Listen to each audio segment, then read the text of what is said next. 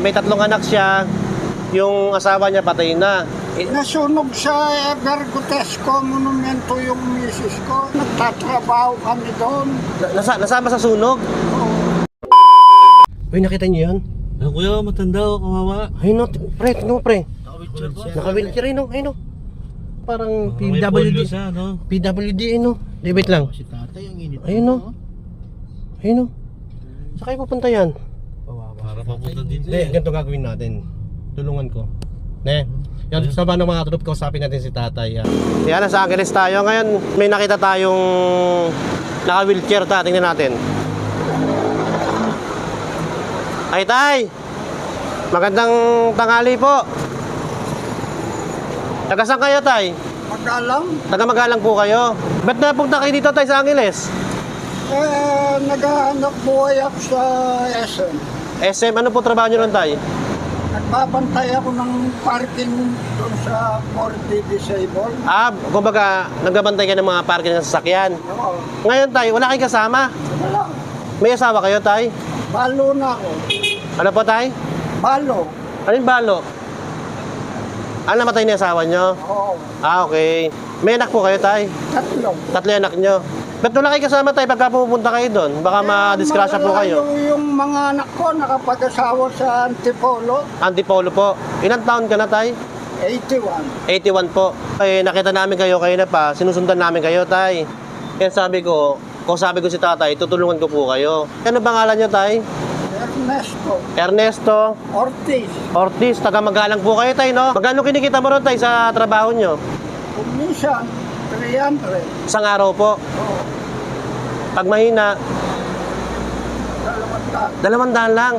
Tapos ay uwi pa kay Magalang yan. Ganun-ganun lang po.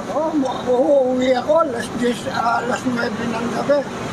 Makakarating ako sa Magalang, alas 12. Oh, 3 oras yung ginaganyan. Ay, 10. 3 oras tayo, no? Ito, tay, bigyan ko yung 2,000, tay. Salamat. Yan, lapit mo. Yan si tatay, mga katrops. Bali, inborn na sa kanya, tay, no? May 3 anak siya. Yung asawa niya patay na. Nasunog sa Evergotesco Monumento yung misis ko. Nagtatrabaho kami doon. Nasama sa sunog? Oo. Hanggang ngayon, wala pang nangyari doon. Hindi pa- Marami yung namatay, mayroong 200. Sa tayo, monumento tayo, no? Oo. Sa Caloocan. Oo, Yung- Evergotesco. Opo, ibig sabihin ko tayo, yung asawa nyo, kasama sa sunog.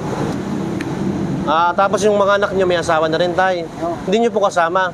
Nasa Antipolo, doon nakapag-asawa. Lahat po sila. Oo. Kayo, nag-iisa lang kayo dito, tayo. Oo. Paano yung bahay nyo dyan? Yung bahay naming matanda, Oo. kahoy lang. Yung bahay matanda na yung tinitira nyo, tayo, yung bahay nyo talaga.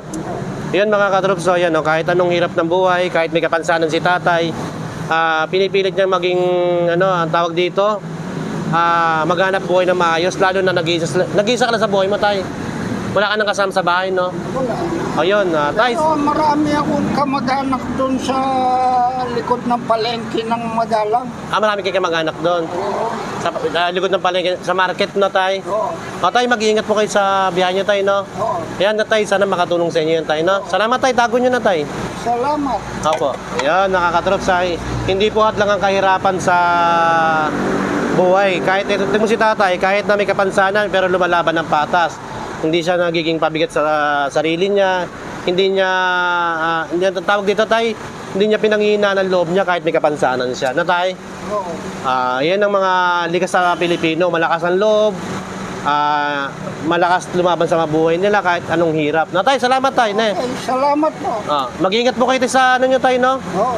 Salamat po, tay. Thank you. So, tignan nyo naman, kahit anong hirap ng buhay, kahit may kapansanan, kahit may edad na, nagkatrabaho pa rin ng maayos, bumabanat ng parehas. So, para mga katulsin lang, maraming salamat, mga boss.